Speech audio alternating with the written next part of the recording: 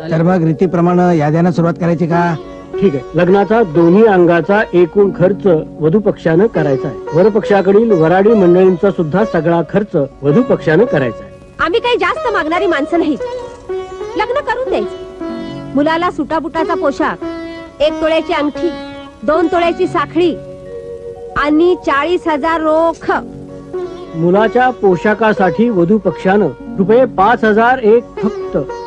मुहूर्ताच्या आधी 8 दिवस तरी वर पक्षाला रोख द्यायचे आहेत. पोशाख म्हणजे नुसता पोशाख नाही, गळ्यातली चेन, लॉकेट, अंगठी हे सगळं आलं. खरं म्हणजे 4 तोळ्याचा गोफ, आणखीन हातातलं घड्याळ पाहिजे होतं. आणि मुलीचं काय?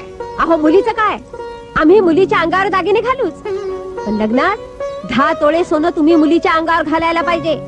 बाकी काय जेवण्या खाण्याचा आणि मान पानाचा खर्च तुमचा.